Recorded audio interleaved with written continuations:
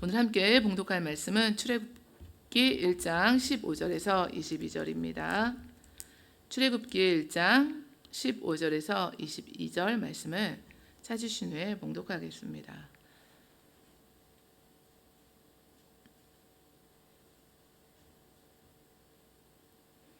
함께 봉독하겠습니다.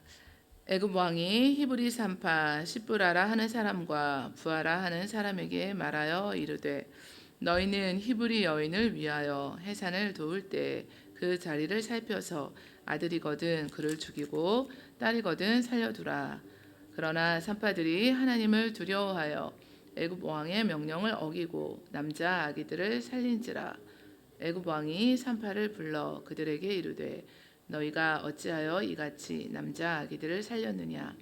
산파가 바로에게 대답하되 히브리 여인은 애굽 여인과 같지 아니하고 건장하여 산파가 그들에게 이르기 전에 해산하였더이다 하매 하나님이 그 산파들에게 은혜를 베푸시니 그 백성은 번성하고 매우 강해지니라.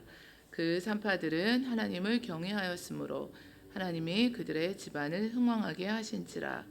그러므로 바로가 그의 모든 백성에게 명령하여 이르되 아들이 태어나거든 너희는 그를 나일강에 던지고 딸이거든 살려두라 하였더라. 아멘. 하나님을 경외한 산파들이라는 제목을 두고 하나님 말씀 함께 나누시겠습니다. 창세기와 출애굽기 사이에는 긴 시간들이 있었는데요. 오늘 야곱과 그 아들들이 애굽의 총리가 된 요셉의 도움으로 가나안을 떠나서 애굽 땅 고센에 정착한 후에 긴 시간이 흘렀습니다. 애굽에 거주한 지 430년 만에 출애굽하게 되었고 모세가 태어나기 전인 것을 감안해 보면은 대략 350년이라는 긴 또 먼 시간들이 흘러간 것으로 우리가 생각해 볼 수 있는데요. 이 시간 동안에 이스라엘 자손들은 생육하고 번성했습니다. 매우 강해졌고 온 땅에 가득하게 되었습니다. 성인 남자들의 수만 60만 명이 되었으니까 여기에 여자들과 아이들을 합하면 200만 명대에 이르는 엄청난 수로 증가해 있었습니다. 이처럼 번성하는 이스라엘 민족을 견제하기 위해서 애굽 왕은 국고성 비돔과 라암셋을 건축하는데 이스라엘 백성들을 동원해서 고된 노동을 시켰습니다. 애굽 왕에게 대항할 힘을 이제 무력화시키고 또 종으로 그들의 노동력을 이제 이용하고자 했었는데요. 12절 오늘 말씀에는 그러나 학대를 받을수록 더욱 번성하여 퍼져나가니 애굽 사람이 이스라엘 자손으로 말미암아 근심하였다고 했습니다.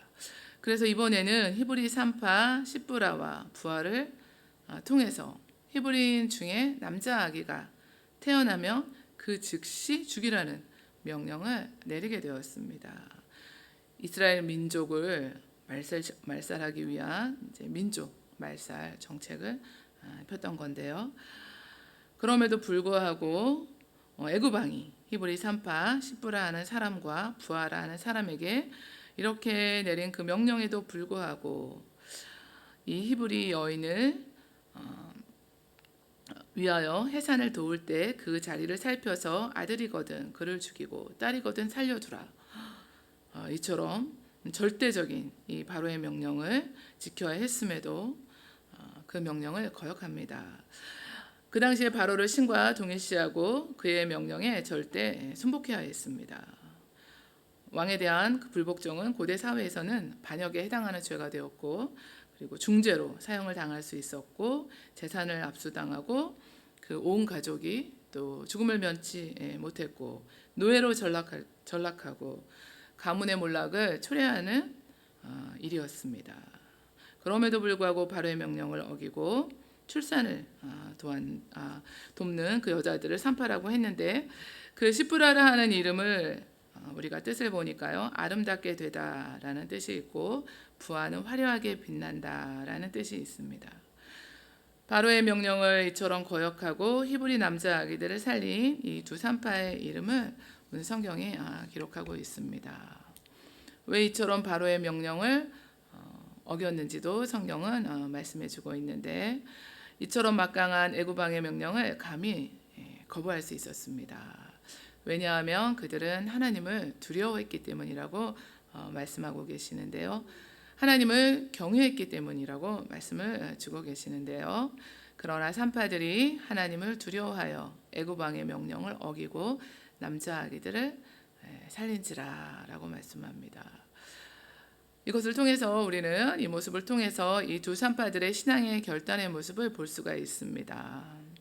이스라엘 백성에 대한 애굽 왕의 박해가 그 당시에 아주 그 억압이 심했음에도 불구하고 그들의 그 절망적인 상황에도 불구하고 이들의 이 신앙의 결단을 통해서 우리가 볼 수 있는 것은 무엇일까요? 이 세상을 살아갈 때 어떤 선택을 하고 어떤 결단을 하면서 저희들이 살아가고 있습니다. 세 가지를 살펴볼 수 있는데 첫 번째는 나 중심으로, 또 두 번째는 또 사람 중심으로, 또 세 번째는 우리 하나님을 중심에 두고 어떤 선택이나 우리가 결단을 하는지 우리가 비춰보시기를 원하는데요.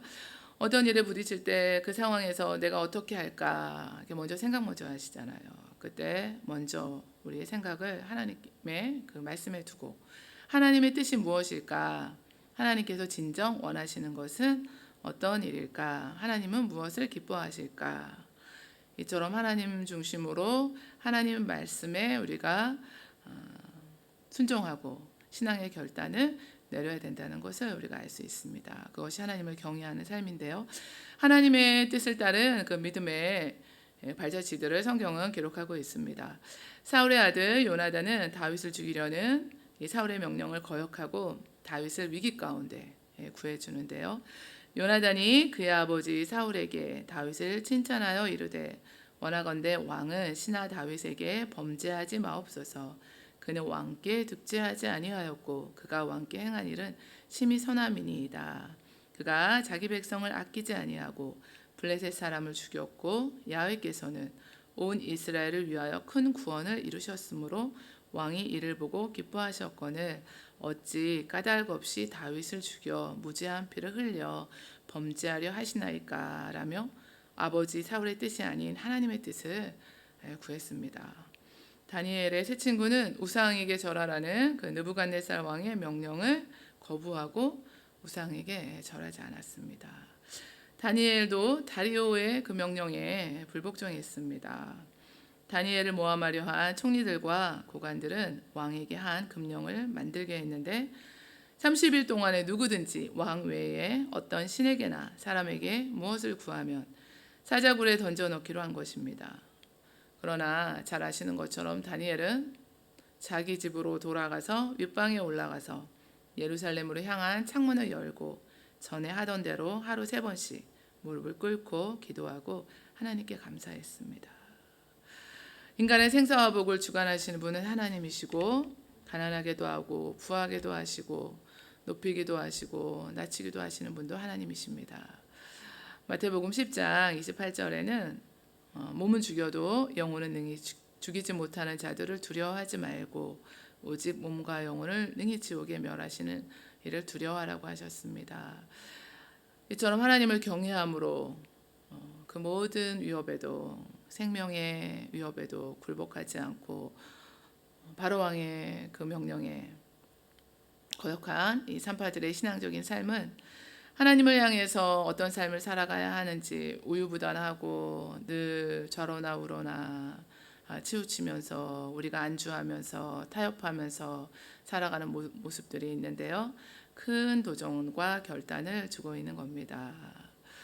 애굽 왕이 산파를 불러 그들에게 너희가 어찌하여 이같이 남자 아기들을 살렸느냐고 불호령 같은 이 말을 또 이제 하게 됩니다. 그러나 산파는 바로에게 대답할 때 히브리 여인은 애굽 여인과 같지 아니하고 건장하고 자신들이 이르기 전에 벌써 해산했다는 그런 말을 하게 됩니다.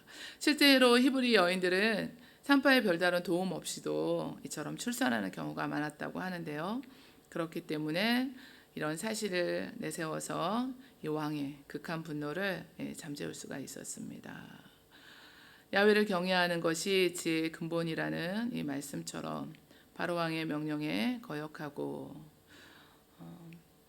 하나님의 뜻을 따라간 이 산파들이 어리석고 미련한 자들처럼 보일 수 있지만 사실은 가장 지혜로운 자가 되어서 하나님께서는 야훼를 경외하는 자에게, 하나님의 뜻을 따르는 자에게 어떤 어려움 속에서도 극복할 힘과 지혜를 주신다는 것을 우리가 알 수 있습니다. 하나님의 어리석음이 사람보다 지혜롭고 하나님의 약하심이 사람보다 강하다고 하셨습니다. 십자가는 스스로 지혜 있다고 자부하는 사람들에게 얼마나 어리석어 보이는지를 말씀해 주고 있는데요. 그러나 그 어리석어 보이는 고난의 십자가가 온 인류를 구원하는 가장 지혜로운 방법이 되었습니다. 십자가의 도가 멸망하는 자들에게는 미련한 것이요 구원을 받는 우리에게는 하나님의 능력이 된다고 하셨습니다. 하나님을 경외하고 하나님 한 분만을 또 사랑하고 섬기고 그 뜻을 따르는 것이 이처럼 구원받은 하나님의 자녀로 살아가는 저와 여러분들이 가장 지혜로운 삶을 사시는 것입니다. 하나님이 그 산파들을 어떻게 대우하셨을까요? 은혜를 주셨다고 하셨습니다. 그 백성은 번성하고 또 매우 강해졌다고 했는데 모압 왕 발락은 발람에게 이스라엘을 저주하라고 그렇게 요구했지만 이때 하나님께서 발람에게 나타나셔서 너는 그들과 함께 가지도 말고 그 백성을 저주하지도 말라. 그들은 복을 받은 자니라 라는 말씀 주셨고 이스라엘 백성들이 오늘 이처럼 번성하고 매우 강해진 것도 그들 자신의 힘이 아니라 오직 하나님의 은혜로 이루어진 일이라는 것을 보여주고 있습니다. 아무리 바로의 계략이 악하고 간교하고 치밀하고 끈질겨도 하나님의 그 사랑과 은혜는 계속해서 흘러가는 것을 우리가 볼 수 있습니다. 하나님이 두 산파들에게 경외하는 그들에게 은혜 주심을 오늘 우리가 보면서 하나님을 두려워하는 마음을 주시고 경외하는 마음을 주시고 또 바로 앞에서 죽임을 당하지 않게 하시고 또 하나님께서 그들의 집안을 흥왕하게 하셨다고 하셨습니다. 히브리 산파들은 이스라엘을 번성케 하시려는 하나님의 뜻을 하나님을 경외함으로 받들어 드리고 그들은 하나님으로부터 또 이처럼 큰 축복을 받았습니다. 그래서 이스라엘 백성들은 생육이 번성하고 심히 강대하였고 히브리 산파들의 가정도 번창했습니다. 그 자녀들과 기업이 크게 번영하도록 축복해 주신 것을 저희가 알 수 있습니다. 그러니까 하나님을 경외하는 것이 얼마나 우리가 큰 축복인가 이것을 알 수 있습니다. 선지자 나단을 통해서 하나님의 말씀이 다윗의 집에 임하게 되는데요. 전에 내가 사사에게 명령하여 내 백성 이스라엘을 다스리던 때와 같지 아니하게 하고 너를 모든 원수에게서 벗어나 편히 쉬게 하리라. 야훼께서 또 내게 이르노니 야훼가 너를 위하여 집을 짓고 나는 그의 나라 왕위를 영원히 경고케 하리라 라는 그 언약을 하나님께서 해주셨잖아요. 애써도 민족의 구원을 위해서 죽으면 죽으리다 이렇게 왕 앞에 나아가서 자신은 물론이고 자신의 민족도 구원을 받게 되었습니다. 하나님께서는 하나님을 참으로 경외하는 자들을 이처럼 결코 외면하지 않으시고 반드시 붙들어 주신다는 것을 우리가 알 수 있습니다.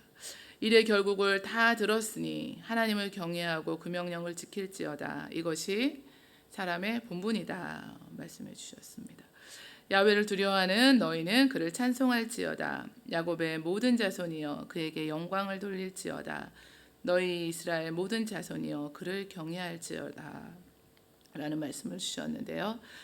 오늘도 믿음으로 결단하고 하나님의 뜻을 붙들고 나아가서 하나님 한 분만을 경외하는 삶을 살아갈 때 하나님의 뜻이 세워지고 또 하나님의 은혜가 우리 삶 가운데 차고 흘러 넘쳐서 내 잔이 넘치나이다 라는 고백을 드리심으로 하나님께는 영광이고 또 우리들은 하나님의 은혜를 흘려보내시는 또 이런 귀한 은혜의 삶을 살아가시기를 원합니다.